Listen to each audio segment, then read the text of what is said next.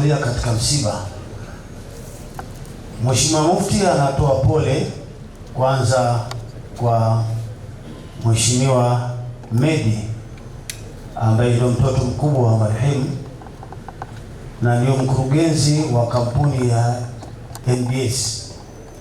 Mheshimiwa Mufti anatoa pole sana kwako na familia nzima, lakini Mheshimiwa Mufti anatoa pole kwa wanatabora wote kwa misiba mikubwa iliyotufika. Kila aliyekuja katika msiba huu, ima kwa kipando, ima kwa mguu, tunamwomba Mwenyezi Mungu Subhanahu wa Ta'ala ajalie hatua za kuja atulipe thawabu na hatua za kurudi Mwenyezi Mungu atufutie madhambi. Ndugu zangu, hii hadhara tuliyokuwa nayo leo hapa, tunakuja kumsindikiza mzee wetu. Hii hadhara ina mambo mawili tu.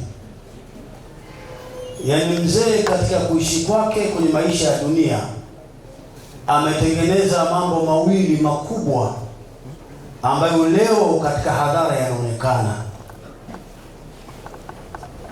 Mambo haya anayasema Abu Darda radhiallahu anhu katika kitabu chake Ihya Ulumuddin. Anasema awala ma yudha'u fi mizani yawm al-qiyama husnul khuluqi wa sakha. Haya mambo mawili ndio mambo ambayo mzee wetu ameyafanya katika mkoa wa Tabora na amewaathiri watu wote wa kada zote katika mkoa wa Tabora. Kwanza, alikuwa na tabia njema kwa watu, husnul khuluqi. Alikuwa habagui mtu yoyote wa namna yoyote wa jinsia yoyote. Alikuwa mshauri, alikuwa mtoa nasaha, alikuwa muongoza njia kwa watu wa Tabora. Watu wote tumeguswa. Lakini pili, alikuwa mkarimu.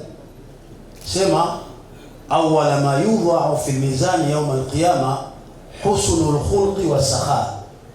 Jambo la kwanza ambalo Mwenyezi Mungu Subhanahu wa Ta'ala atakauliweka katika mizani siku ya Kiyama, jambo la kwanza ni tabia iliyokuwa njema.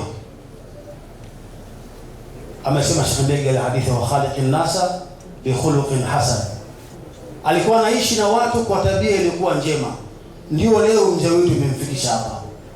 Lakini wasakha, na jambo la pili ambalo Mwenyezi Mungu ataliweka katika mizani siku ya Kiyama kabla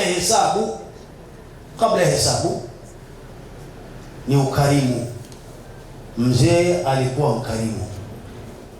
Kila mmoja alimsaidia namna ambavyo Mwenyezi Mungu alimwezesha. Wao Mungu amewakirimu kuwapa nafasi ya kumiliki usafiri na mabasi na kadhalika. Kila msiba wa Tabora mabasi yao yalihusika. Kila harusi ya Tabora mabasi yao yalihusika.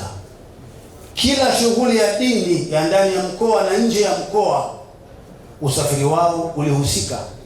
Haya ndiyo maisha, na sisi tuliobakia hapa tumuombe Mwenyezi Mungu atupe hatima iliyokuwa nzuri, lakini kadhalika atupe ukarimu.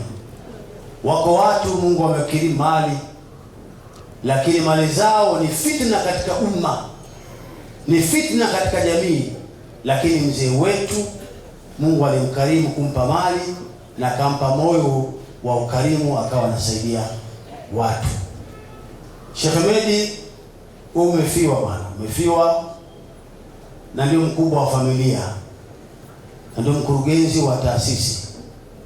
Tuzidi kukusisitiza tu, unayafahamu mwendo wa marehemu mzee wetu, usiuache. Mwendo wa kwanza, khaliqin nasa bi khuluqin hasani. Endelea kuishi na watu kwa tabia iliyokuwa nzuri, endelea.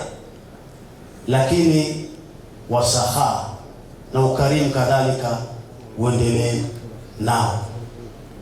Haya mambo tunajua, mafamilia makubwa yenye mali yana misukosuko mikubwa.